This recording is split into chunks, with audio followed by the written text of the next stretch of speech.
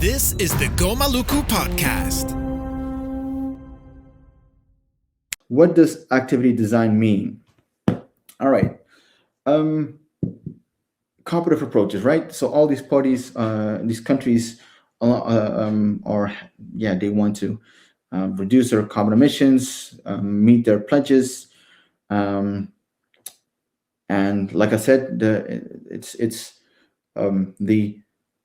country X wants to buy the surplus credits of country Y, and country Y in exchange for that wants a sustainable development project. That activity, building that sustainable development project, like a hydropower dam or something along those lines, that's the activity. To put it real simple, so that you get it. That's the activity. Now, these activities need to be designed, as in there's a process that goes into making it doesn't fall out of the sky. This hydropower this dam project, for example, but it needs to be designed. So in that design process, there are several elements that you need to go through, including consultation. And part of the articles under, because activities design falls under 6.4 under the Sustainable Development Mechanism. And let me bring up that particular. So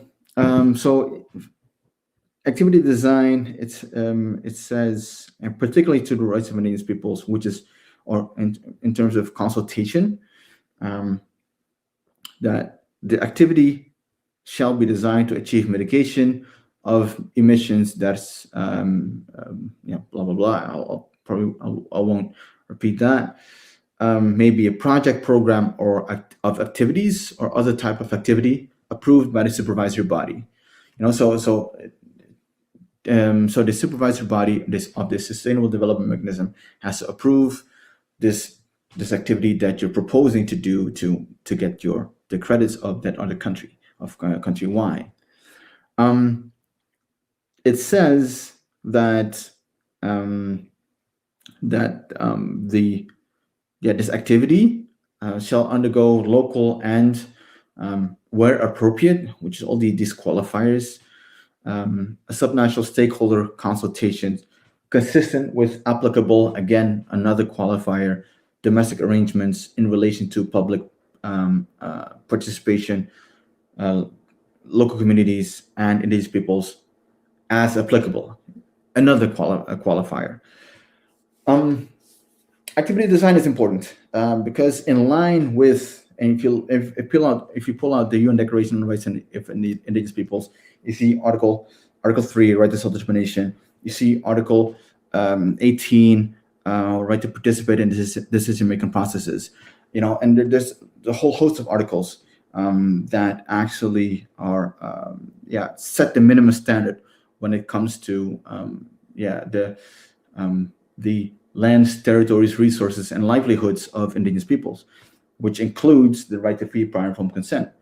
And so consultation is not good enough. Consultation means, well, hey, I talked to you, and it's a consultation. I consulted.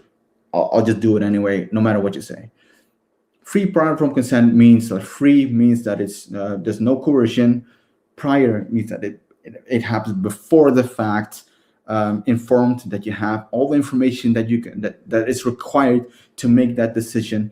And consent means that it's not like consideration, but it's like consent, yes or no. And FPIC can be awarded, but it can also be withdrawn, at least in my view. So that's why, in terms of consultation, it was super important that under activity design, that consultation happens in line with international standards, the rights of Indigenous peoples, which includes free, prior, and informed consent. My friends, I hope you enjoyed this. Please consider to subscribe, to comment, and to share this video on your socials.